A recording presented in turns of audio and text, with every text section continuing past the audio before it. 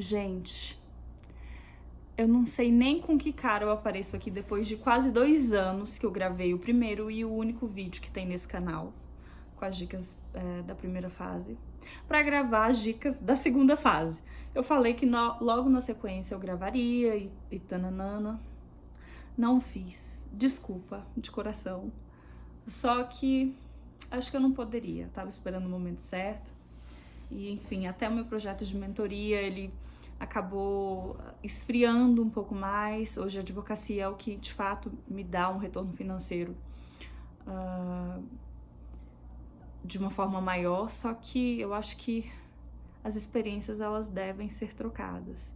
E eu fico tão feliz quando vem alguém nos comentários lá do primeiro vídeo, vai alguém e fala: ai, Thaís, eu passei, eu olhei suas dicas e apliquei e passei, que se eu puder alcançar mais pessoas com vídeos sem interesse econômico, eu já fico muito, muito feliz.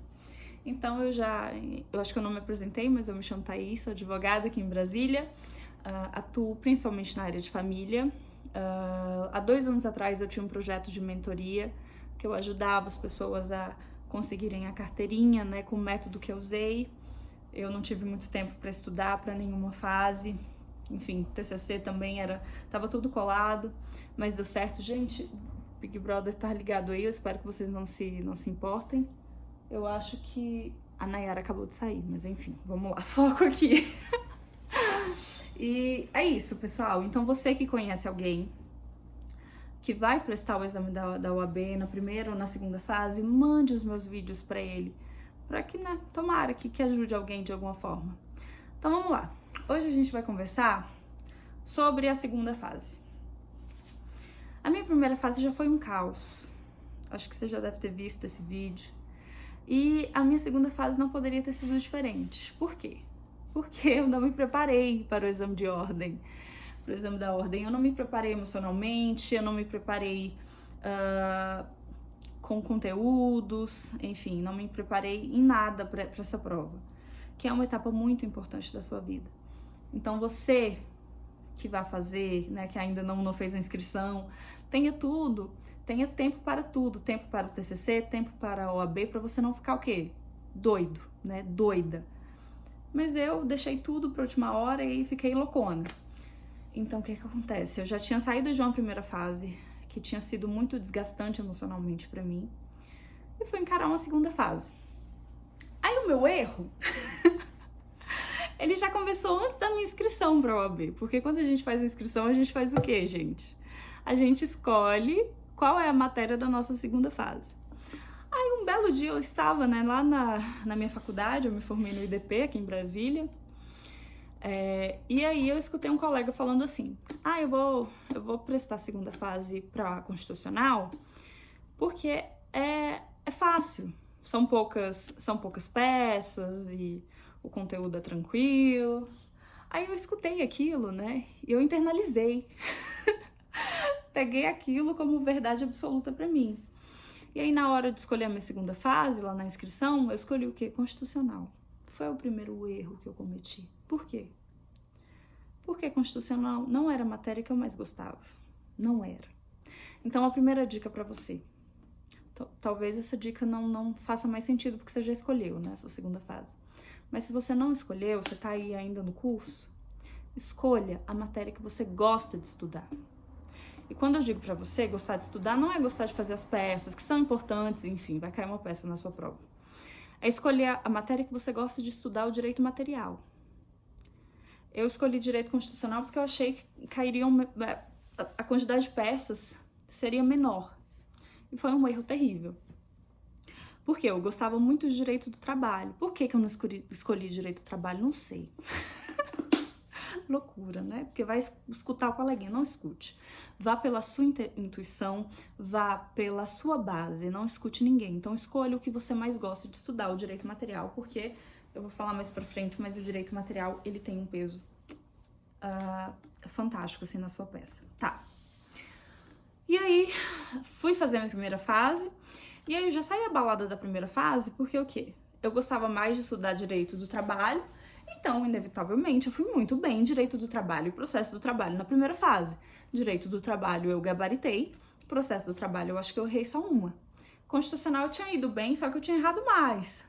E aí eu falei, putz, já me bateu aquela, né? Ô Thaís, por que você não escolheu direito do trabalho pra fazer na segunda fase, mulher? Tu gosta de estudar? Porque aí já fiquei mal. Aí já comecei a estudar pra segunda fase, né? Depois da primeira fase. Já assim, louca. Por que que eu não escolhi? Fiquei com aquilo na cabeça.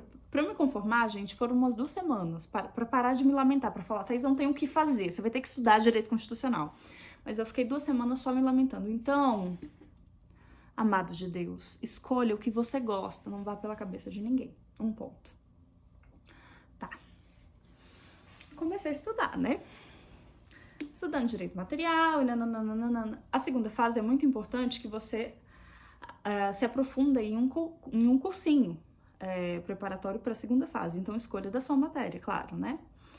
E, gente, direito material tem um peso tão grande na sua prova, por quê? Direito material é a fundamentação inteira da sua peça e o direito material vai cair em todas as questões.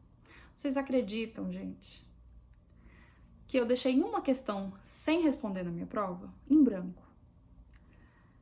Mas eu passei. Por quê? Porque o meu direito material, ele foi muito, muito, muito bem explorado. Tem uma coisa...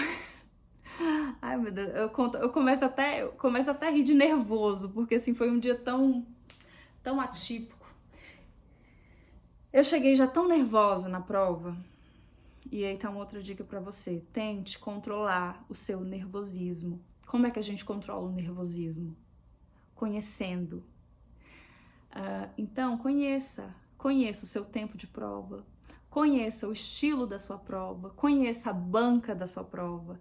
Treine, gente, pegue os editais, pegue as provas passadas da sua matéria e refaça.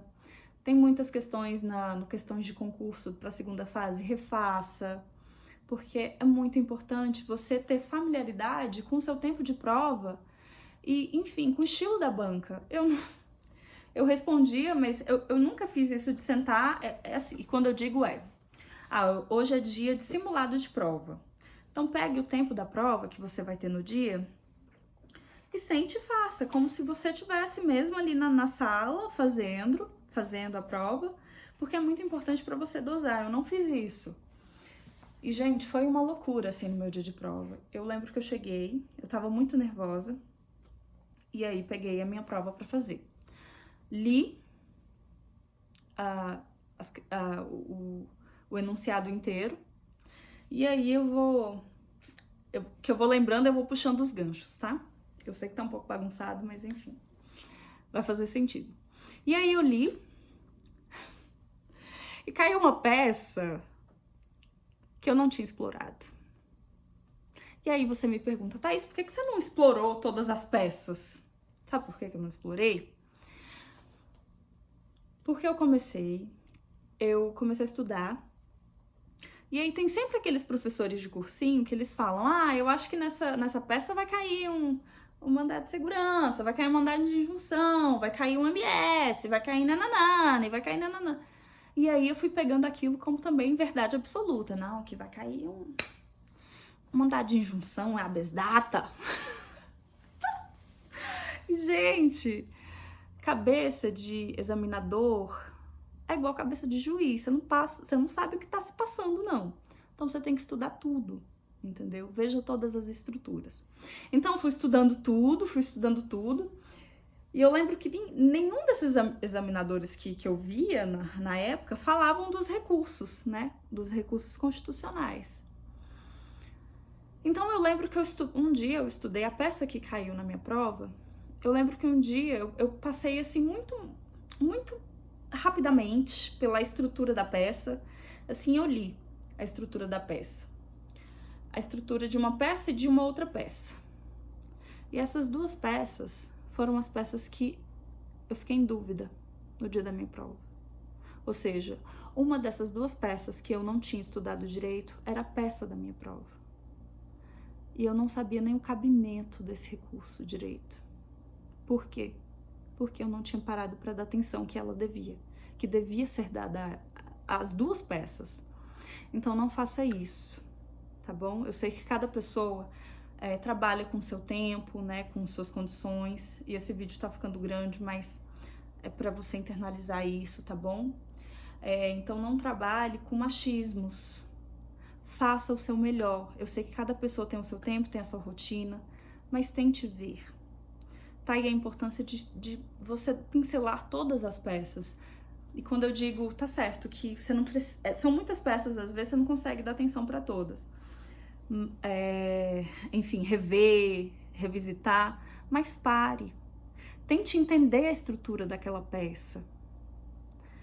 Para você saber em que momento processual ela se encaixa. Eu não fiz isso. E aí, meus amados, né? Mãezinha chorou, né? É a hora que o filho chora e a mãe não vê. Foi esse meu momento. Que eu olhei, que eu li aquela peça, eu falei, meu Deus. Oh, meu Deus. Aí li, falei, ah, meu Deus, eu acho... Nossa, quando começa eu acho, meu Deus do céu. Eu acho que é um recurso especial. Aí li, é um recurso especial. Aí comecei a escrever meu recurso especial. Com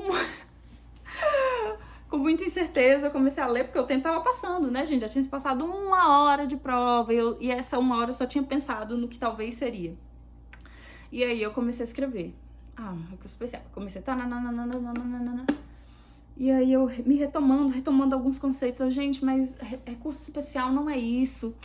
Eu acho que não é, que tem que ter o cabimento e não, acho que não cabe aqui. Comecei, né? Que a nossa cabeça, ela prega muitas peças, então você tem que estar bem consciente do que você faz. E como a gente tem essa consciência? Controlando a ansiedade. Eu levantei, começou a me dar aquele desespero, já 1h30 de prova, eu falei, meu Deus, eu acho que não é. E eu tava quase pra ficar louca naquela sala, sentada naquela cadeira. Eu levantei, eu fui no banheiro. E eu caminhei no banheiro, joguei um pouco de água no rosto, chorei. Gente, eu chorei. Eu chorei. A minha tensão ali, tinham lágrimas, tensão, desespero, tava tudo junto. Mas eu falei, meu Deus. E foi ali naquele descarrego emocional que a minha cabeça, ela começou a se lembrar de coisas que eu vi na faculdade. Enfim, da peça que caiu na minha prova. Eu falei, gente, não é o recurso que eu tô escrevendo, é o outro recurso. Eu voltei e falei, eu vou corrigir. Como é que se corrige, gente? Outra dica, como é que se corrige? Quando você erra na peça, você risca palavra por palavra, um tracinho. Então, gente, eu passei um tracinho em 2 páginas, ou seja, eu tinha 3 páginas para escrever um recurso que tinha uma página inteira para um tribunal, ou seja, a minha peça, ela seria escrita só em 2 páginas, né? Porque a gente sabe que no recurso tem uma peça de quê? Interposição. Então, uma página inteira era só de interposição e só me sobraram 2 páginas para escrever meu recurso inteiro, que era um recurso ordinário, né? Constitucional, o famoso ROC, ou RO. E aí eu escrevi. Só o que me salvou? O direito material. Eu tava tão abalada emocionalmente que eu enderecei para a pessoa errada, eu esqueci de colocar a liminar. Só que eu acertei toda a fundamentação da minha peça. Toda a fundamentação da minha peça. Então, depois de fazer minha peça, né, que ficou muito, muito mal redigida, né, apesar do conteúdo ser bom, foi mal redigida porque ela foi mal elaborada. Eu não tive tempo para pensar, porque eu ainda tinha as questões, né? A gente sabe que tem questões, são 4 questões, A, B, algumas têm até CD. Então eu fui assim tão abalada já para essas questões e faltavam, acho que assim, 1h30. Foi o tempo que eu fui para as questões. E aí eu comecei a respondendo, e aí de repente a examinadora vira e fala: pessoal, falta 5 minutos para vocês responderem. Eu tava respondendo a última questãozinha da penúltima questão, né? A última letra, acho que era B, e faltava uma questão inteira para ser respondida.